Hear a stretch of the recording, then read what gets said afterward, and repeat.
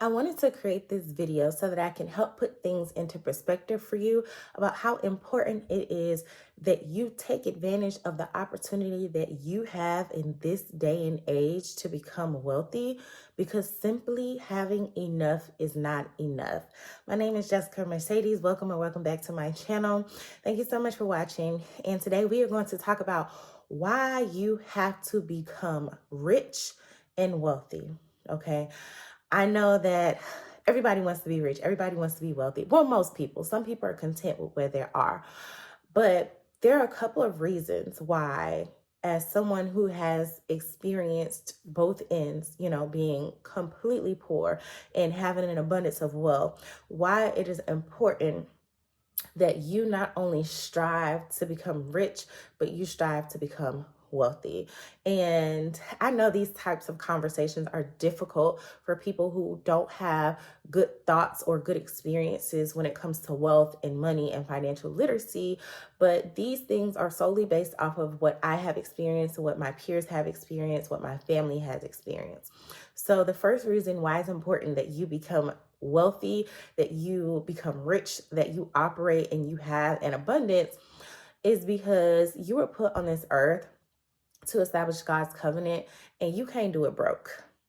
There are so many people who want to help other people, but you can't help anybody if you can't help yourself. You know how when you're on the plane, they say if there's an emergency, you put your oxygen mask on first, and then you help someone else put their mask on. That's the exact same thing. You can't loan anybody money that you don't have. You can't give anyone a ride in your car if you can barely put gas in it yourself. You can't help someone with groceries if you can barely afford groceries for your house and your children and your family. So having an abundance is not just for you. Having an abundance is so that you can operate in your gift and so that you can carry out your purpose and be able to help people. And no, it's not always about money. But let's think about this as well. If you're stressed out, if you're worried, if you're concerned about where your next meal is going to come from, if you're going to lose your job, where your next paycheck is going to come from, you're not in a mindset or the right mind frame to be able to pour into other people, because you simply can't pour from an empty cup. And even when you do, you're even more depleted. You being able to help someone really heavily depends on your mental state. It depends on your physical state. It depends on your financial state, especially as a Christian. God blesses us with wealth in order for us to be able to help other people. If you don't have anything, you simply just cannot give anything. Another reason why you need to become wealthy is because middle class is basically the worst class to be. This has been my personal experience. When you're poor, you can go live in a shelter. You qualify for government assistance. There's so many programs out there that are willing to give you help. When you're middle class, I have personally experienced not qualifying for food stamps because I make too much money when I didn't even make enough money to be able to cover my bills. I couldn't get Medicaid for my children. I didn't qualify for child care assistance because I made too much money. But at the same time, I didn't even make enough money to be able to afford the child care that I needed to go work the job that wasn't even paying me that much money. Middle class is probably one of the worst classes to be. And unfortunately, for most of America, we are middle class.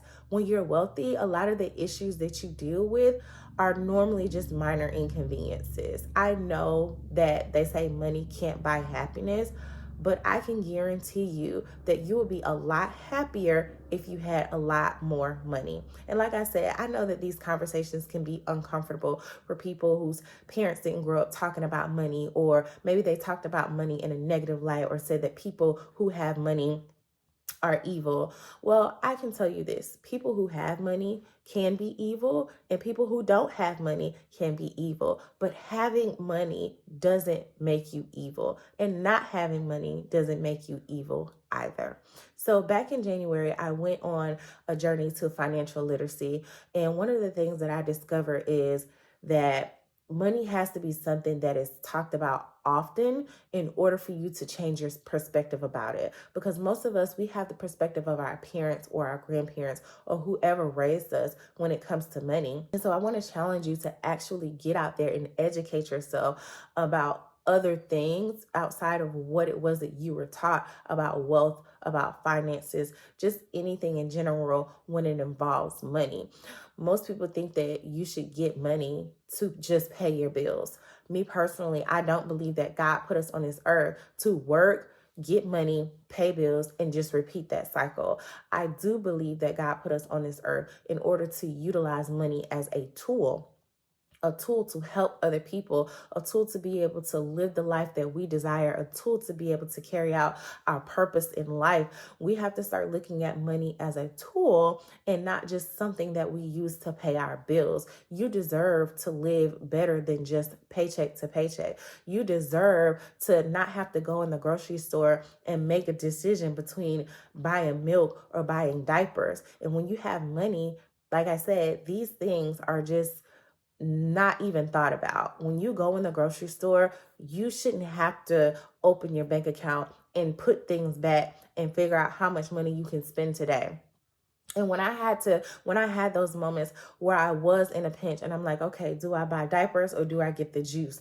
Or do I get this or do I get that? Or my child has a field trip coming up and I really want to be able to afford to pay for her field trip and chaperone, but I only have enough to pay for her field trip.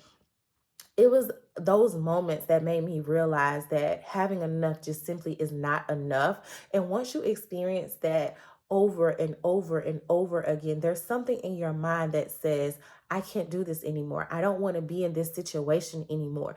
And this is why, especially me as a child of God, as someone who identifies as a Christian, I personally believe that we should be wealthy. We should have an abundance. We should operate in overflow. And the first step in doing that is reframing our thoughts, the things that we were taught about money, how to use money, how we see money, the purpose for money.